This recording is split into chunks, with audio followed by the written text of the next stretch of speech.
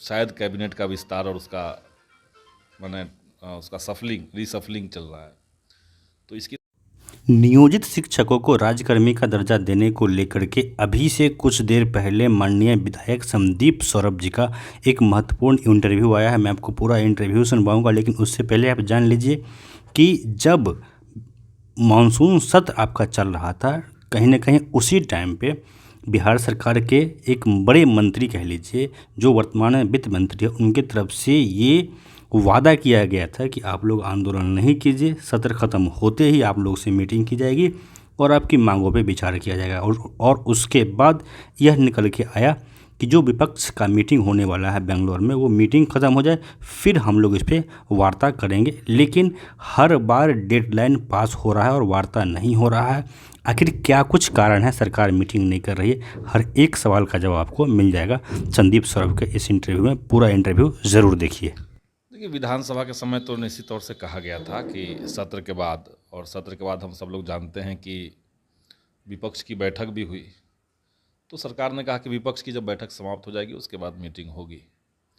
और बिहार में अभी चल रहा है शायद कैबिनेट का विस्तार और उसका मैंने उसका रीसफलिंग चल रहा है। तो इसकी तैयारी में हो सकता है कि सरकार व्यस्त हो, लेकिन इसके बावजूद हम चाहते हैं कि सरकार ने जो कहा, आपके पास चलिए अभी समय कम है तो आप डेट अनाउंस कीजिए, कम से कम डेट की घोषणा सरकार करे। और इसी संबंध में माननीय उप मुख्यमंत्री महोदय से हमारी बात भी हुई और इसके अलावा कुछ और मुद्दों पर भी बात हुई। तो हमने तो डेट की बात की कि आप जल्दी से जल्दी डेट दीजिए और सारे नियोजित शिक्षक संगठनों को सूचित किया जाए। और संभवतः इसी कारण से अभी सब जिलों में जो चिट्ठी गई है कि शिक्षक संगठन जो रजिस्टर्ड हैं उनके पदाधिकारियों की मांग की गई है, नाम की मांग की गई है। तो हो सकता है कि वो बैठक के लिए ही तैयारी एक तरह से हो, क्योंकि कई बार ये हुआ है कि आंदोलन होता है, नियोजित शिक्षक लड़ते हैं और परमानेंट शिक्षक संगठनों से सरकार बात करके या शिक्षा विभाग बात करके निश्चिंत हो जाती है। तो हमने कहा कि ये नहीं होना चाहिए। अगर नियोजित शिक्षकों का मामला है तो उनके संगठन के साथ ही बात होना चाहिए। तो सरकार ने कहा कि ठीक है। उस समय हमको कहा गया कि 3-4 दिन के अंदर हम डेट अनाउंस करेंगे। तो 3-4 दिन तो होने जा रहा है अब धीरे धीरे।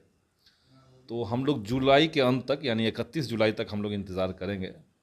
और उसके बाद बिहार शिक्षक संघर्ष मोर्चा, जो अलग अलग शिक्षक संगठनों का एक साझा मोर्चा है और इसी एक मांग को लेकर के केंद्रित है ये मोर्चा, उसकी हम लोग तुरंत बैठक करेंगे। उसके बाद अगर सरकार नहीं डेट देती है तो, और फिर हम लोग आगे का रणनीति तय करेंगे वहाँ से।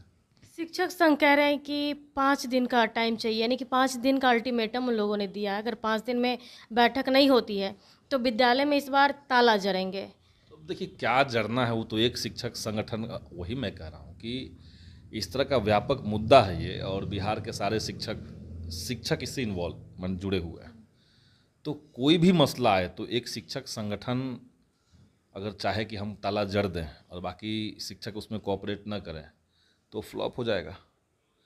इसीलिए जो भी रणनीति बनेगी ताला जड़ने का, या दोबारा से पटना में आंदोलन करने का, या जिला स्तर पर आंदोलन करने का, या किस तरह से करना है, या हड़ताल में जाने का, तो इस तरह की कोई भी रणनीति बनेगी तो एक व्यापक बैठक करके सारे शिक्षक संगठन एक बार एक मंच पर आकर के बात करें। हम यही चाहते हैं। इस आंदोलन की सबसे बड़ी खासियत यही है कि इसमें अलग अलग संगठन जो हैं शिक्षकों के, वो अलग अलग पहलकदमी न लेकर के एक साझा मंच के तहत पहलकदमी ले रहा है। तो 5 दिन का जो भी समय कह रहे हैं लोग, तो वही हम कह रहे हैं 31 तक, इस महीने के अंत तक हम लोग देखते हैं। उसके बाद हम लोग फिर बात करके और एक बैठक बुलाएंगे ही। शिक्षक संघ में आक्रोश इस चीज़ को लेकर के है कि लगातार आप 4 माह से कह रहे हैं कि आप मुख्यमंत्री से मिल रहे, उप मुख्यमंत्री से मिल रहे हैं, लेकिन आपकी बात को नहीं सुना जा रहा है। तो ऐसे में क्या सरकार आपकी बात को गठबंधन में होने के बावजूद सुनती नहीं है?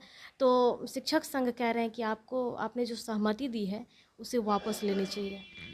देखिए, हम लोग जो सरकार के पास बात कहते हैं, एक तो हमारी पार्टी जो सरकार को भी बाहर से समर्थन दे रही है, तो हम लोग की तो भूमिका ये है, हमारी पार्टी ने तो शुरुआत में ही ये भूमिका तय कर ली कि हम इस दौर के जो जनता के सवाल रहेंगे, जो आंदोलन के मामले रहेंगे, उनका सही और सार संक्षेप में उसका जो मांग है वो सरकार तक ले जाएंगे।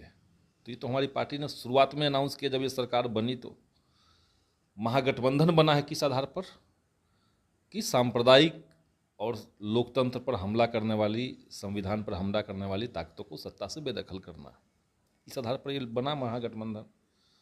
तो महागठबंधन में अगर अभी भी ये चीज़ है कि हमें बीजेपी से लड़ना है, उसकी जन विरोधी नीतियों के खिलाफ एकजुट रहना है, तो सवाल ही नहीं उठता है कि हम इस महागठबंधन से अलग हो जाएंगे। हम तो इसके पैरोकार हैं कि बड़ी एकजुटता होनी चाहिए।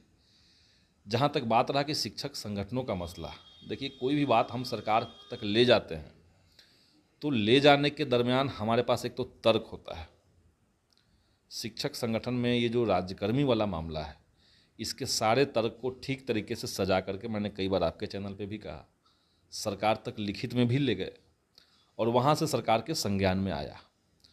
और ये हम लोगों के सतत प्रयास के बाद, शिक्षक के एकजुट आंदोलन के बाद ही ये हुआ कि सरकार ने कहा कि ठीक है, हम वार्ता का समय दे रहे हैं।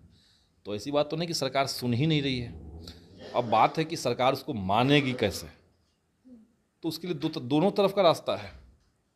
हमने बात करना है, कोई शिक्षक संगठन ये कह नहीं सकता, कोई एक व्यक्ति नहीं कह सकता है कि हमने आंदोलन रोक करके कहा कि हम सरकार में हैं और हम बात कर लेते हैं।